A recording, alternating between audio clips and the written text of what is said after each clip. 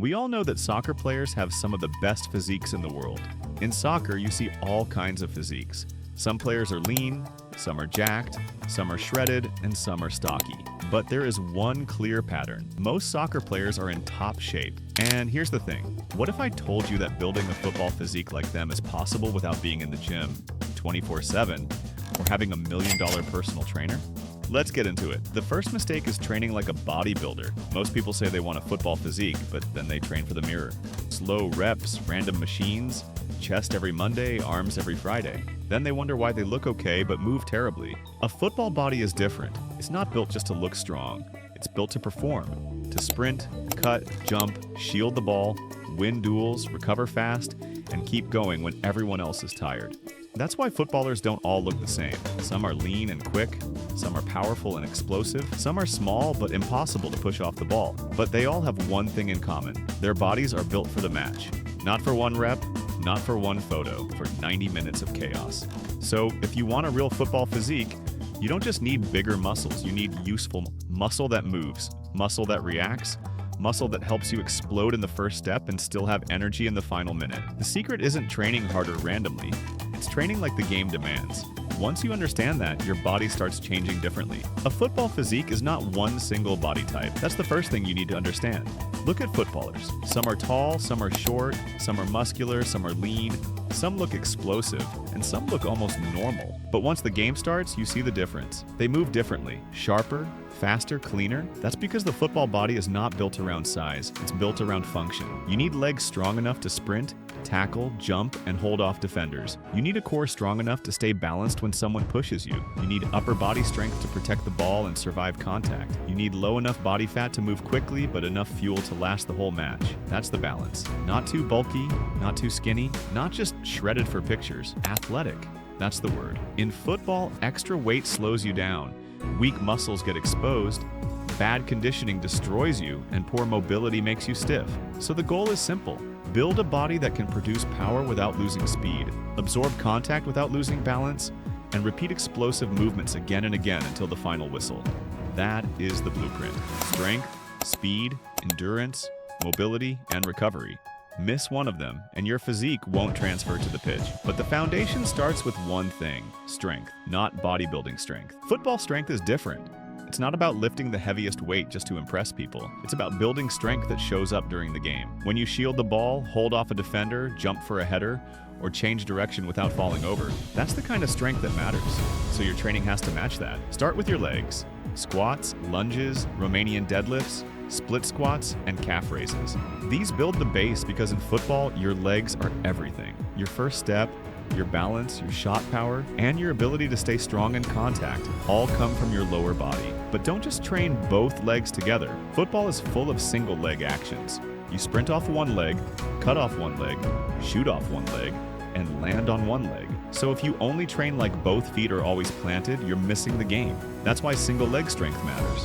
Bulgarian split squats, step-ups, single leg RDLs, and lateral lunges make you stronger in the positions football actually puts you in. Then you need your core, not just sit-ups. Real core strength. Planks, side planks, half presses, dead bugs, and farmer carries. Your core keeps you stable when everything around you is unstable. A defender pushes you, but you stay balanced. You turn quickly, but your body stays controlled. You shoot under pressure, but your shape doesn't collapse. And finally, you still need upper body strength. Pull-ups, rows, dips, and shoulder work. Not to become huge, but to become harder to move. When two players fight for the ball, the stronger body usually wins. But remember this, strength is only useful if you can move with it. If you get stronger but slower, you're training wrong. The goal is not to look like a bodybuilder. The goal is to become harder to stop. Once you build that base, then you add what football really demands: speed, power, and explosiveness. Strength gives you the base, but speed makes it dangerous. In football, one step can decide everything. One step to win the ball, one step to beat a defender, one step to close space, one step to score. That's why a football physique cannot just be strong. It has to be explosive. You need power that turns on fast, not slow strength. Fast strength. That means sprints, short sprints, 5 meters, 10 meters, 20 meters.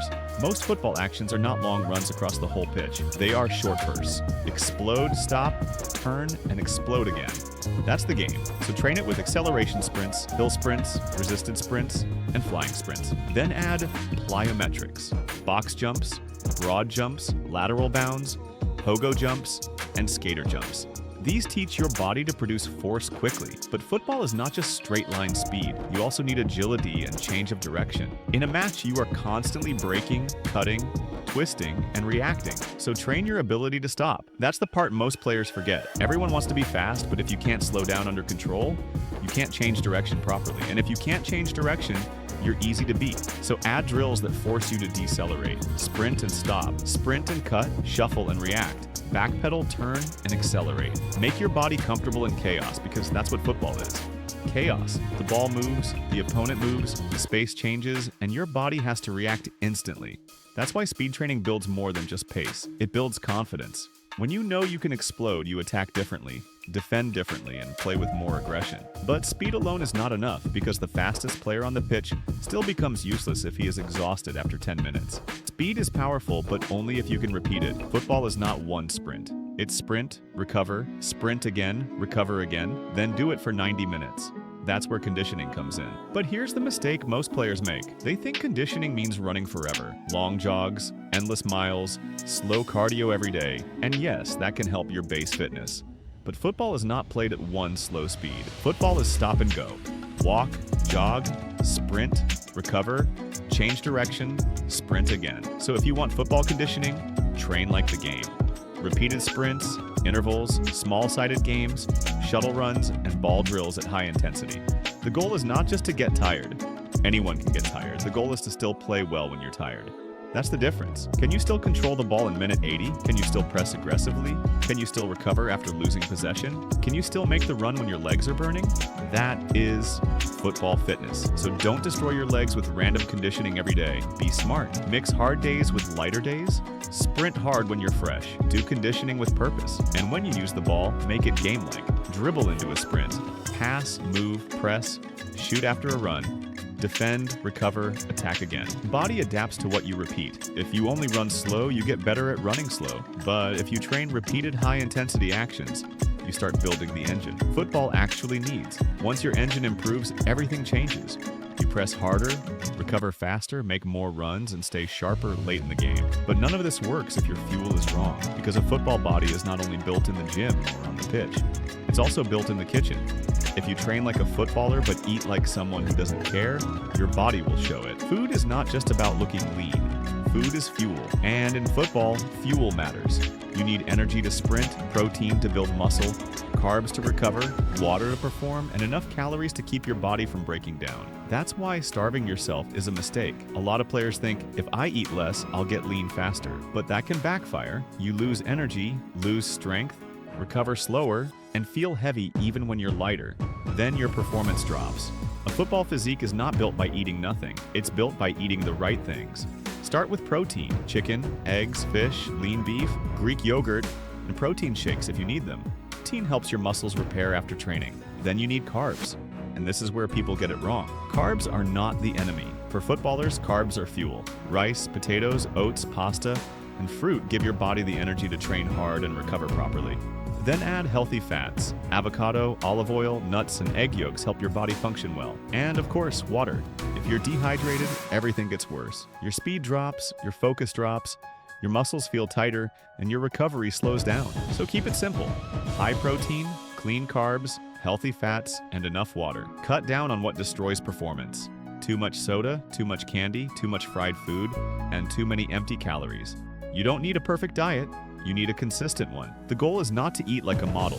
The goal is to eat like an athlete, lean enough to move fast, strong enough to compete, and fueled enough to perform. So, what is the secret to getting a football physique? It's not one exercise. It's not one diet. It's not one magic workout you do for 2 weeks. It's building a body that matches the game. Strong enough to win duels, fast enough to explode into space, fit enough to keep going, mobile enough to move freely, lean enough to stay sharp, and recovered enough to train again. That's the real formula. Football doesn't care how you look in the mirror if you can't move on the pitch. It doesn't matter how big your arms are if you get tired after 10 minutes. It doesn't matter how strong your legs are if you can't change direction. It doesn't matter how shredded you look if you don't have the energy to perform.